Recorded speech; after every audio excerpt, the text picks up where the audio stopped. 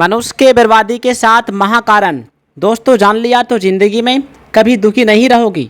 तो आइए दोस्तों, श्री कृष्ण भगवान ने गीता में स्वयं क्या कहा मनुष्य के बर्बादी के 7 कारण के बारे में।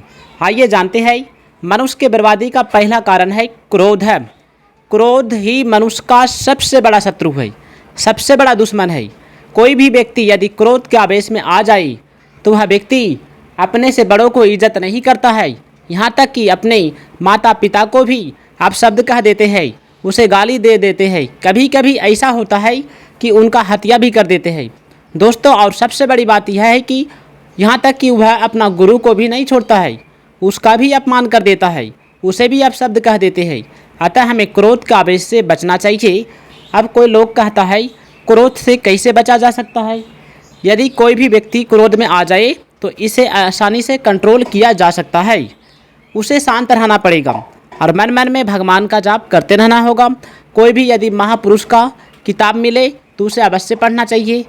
अब आइए जानते हैं श्री कृष्ण भगवान ने गीता में स्वयं क्या कहा मनुष्य के बर्बादी का अगला महाकारण के बारे में।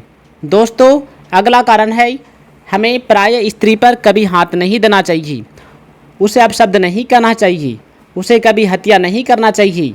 और अगला कारण है दोस्तों अहंकार। हम चाहे कितना भी बड़े क्यों ना हो जाए, कितना भी लाखपति करोड़पति क्यों ना हो जाए, हमें अहंकार नहीं करना चाहिए। सबसे हमें इज्जत से बात करना चाहिए। Give respect to with respect, मतलब इज्जत देने से इज्जत मिलता है। आइए अब अगला कारण के बारे में जानते हैं। सुनकर आप हैरान हो जाओगी, चौंक जाएंगी। दोस्तों अगला कारण है आलस्य। व्यक्ति को यदि ज़िंदगी में आगे बढ़ना है तो उसे कभी भी आलस्य नहीं करना चाहिए, क्योंकि आलस्य करने से मनुष्य कई गुना पीछे हट जाता है। दोस्तों अधूरा ज्ञान 20 के समान है। जानने के लिए वीडियो को पूरा देखिएगा और इस चैनल को सब्सक्राइब कीजिएगा, लाइक कीजिएगा। आइए आगे बताते हैं। भगवान श्री कृष्ण कहते हैं सबसे बड़ी बात, पुण्य कर्म तथा ज्ञान योग से जिनके पाप नष्ट हो जाते हैं वे ही भक्ति भाव से मेरा ध्यान करते हैं, वे ही मोक्ष के अधिकारी बनते हैं। वे वृद्धावस्था, रोग, जन्म तथा मृत्यु से मुक्ति पाने के लिए मेरी शरण में आते हैं।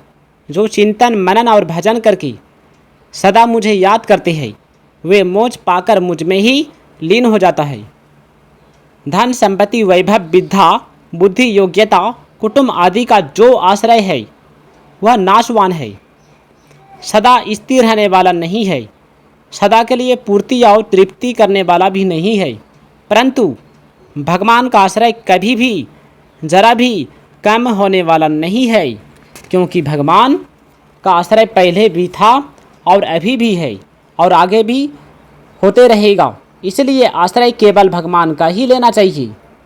जिनमें पशुओं की तरह खाना पीना और मौज मस्ती करना होता है वे ही वास्तव में मनुष्य है। जो मौज मस्ती नहीं करते हैं वे मनुष्य हैं, और जो मौज मस्ती करते हैं वो मनुष्य भी क्या मनुष्य है। हमें भगवान की आवश्यकता क्यों है, इस पर विचार करें तो मालूम होता है कि हमारी कोई ऐसी आवश्यकता है जिसको हम न तो अपने आप पूरा कर सकते हैं और न संसार के माध्यम से। दुखों के नाश शांति पाने के लिए हमें भगवान की आवश्यकता नहीं है, बल्कि अगर हम कामनाओं का सर्वदा त्याग कर दे तो स्वतः हमारे दुख समाप्त हो जाएंगे और शांति मिल जाएगी। हमें परम प्रेम पाने के लिए भगवान की आवश्यकता है, क्योंकि हम भगवान के ही अंश हैं। हर एक व्यक्ति का स्वभाव या प्रकृति भिन्न होती है। जैसे प्रकृति व्यक्ति के साथ जुड़ जाती है वैसे ही सांसारिक प्रकृति जो परमात्मा का स्वभाव है उनसे सदैव संबंध होती है। यह प्रकृति ईश्वर का ही है और यह एक स्वभाव है, इसलिए इसका नाम प्रकृति है। अगर हम मनुष्य संसार की स्वतंत्र सत्ता न मानकर इसे केवल भगवत स्वरूप ही माने तो उसका जन्म मरण रूप मिट जाएगा। एक भगवान के सिवा दूसरी सत्ता मानने से ही मनुष्य संसार बंधन में पड़ा रहता है। अगर वह संसार की सत्ता न माने तो संसार ही कहाँ है। जितने भी देवी देवता मनुष्य पशु पक्षी आदि चलने फिरने वाले और वृक्ष लता घास आदि जड़ या स्थिर प्राणी है वे सब परमात्मा की अपरा और परा प्रकृति के संबंध से ही उत्पन्न होते हैं। जो न तो खुद को जान सकी न दूसरों को जान सकी वह अपरा प्रकृति है, और जो खुद को भी जान सकी तथा दूसरों को भी जान सकी वह परा प्रकृति है। इन दोनों प्रकृतियों के संयोग से ही सभी चेतन और जड़ जीव पैदा होते हैं। संसार परमात्मा से उत्पन्न होता है, परमात्मा में स्थित रहता है और परमात्मा में ही लीन हो जाता है। अर्थात परमात्मा के अतिरिक्त संसार की कोई स्वतंत्र सत्ता नहीं है। सृष्टि की रचना में एकमात्र ईश्वर ही कर्ता कारण और कार्य है। जितने बीज होते हैं वे सब बीज से उत्पन्न होते हैं और बीज पैदा करके नष्ट हो जाते हैं, लेकिन ईश्वर संपूर्ण प्राणियों के सनातन बीज है। शरीर के मूल में क्या है? माता पिता में जो रज वीर्य रूप में होता है जिससे शरीर बनता है, वह अंश अन्न से पैदा होता है, अन्न मिट्टी से पैदा होता है। अतः ये शरीर मिट्टी से ही पैदा है और अंत में मिट्टी में ही लीन हो जाता है। मृत्यु के पश्चात शरीर को चाहे जला दिया जाए या जमीन में गाड़ दिया जाए या पशु पक्षी को खिला दिया जाए, तीनों ही उपायों से अंत में वह मिट्टी में ही मिल जाता है।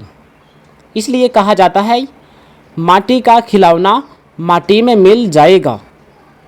मनुष्य में केवल 3 तरह के भाव पाए जाते हैं, सात्विक, राजस और तामस। अपना कुछ स्वार्थ रखे, लेने की इच्छा रखी, तभी सात्विक, राजस और तामस ये तीनों भेद उत्पन्न होते हैं। यदि अपना कुछ स्वार्थ न रखी और दूसरों के हित की दृष्टि से रखे तो ये भगवान के ही स्वरूप है। जब व्यक्ति परमात्मा के अतिरिक्त दूसरों की सत्ता मानकर उसे महत्व देते हैं तभी कामना पैदा होती है। कामना पैदा होने से व्यक्ति मोहित हो जाते हैं और हम जीते रहते हैं, भोगते रहते हैं। यह बात उनको अच्छी लगने लगती है, इसलिए वे परमात्मा की शरण में नहीं होते बल्कि विनाशी वस्तु पदार्थवादी की शरण में हो जाते हैं। मनुष्य जन्म संपूर्ण जन्मों का अंतिम जन्म है। भगवान ने जीव को मनुष्य शरीर देकर उसे जन्म मरण के प्रवाह से अलग होकर अपनी प्राप्ति का पूरा अधिकार दिया है, परंतु यह मनुष्य ईश्वर को प्राप्त नहीं करता है।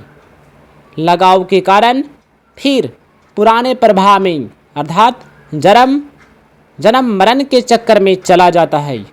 परमात्मा ही एक अलौकिक विलक्षणता है कि वे भूखे के लिए अन्न रूप में, प्यासे के लिए जल रूप में और विषय के लिए शब्द रूप में आते हैं। दोस्तों, यदि वीडियो अच्छा लगा है तो प्लीज़ दोस्तों वीडियो को लाइक कीजिएगा, चैनल को सब्सक्राइब कीजिएगा और कमेंट में जय श्री कृष्ण राधे राधे अवश्य लिखिएगा और अपना ख्याल रखिएगा। जय श्री कृष्ण, जय श्री कृष्ण।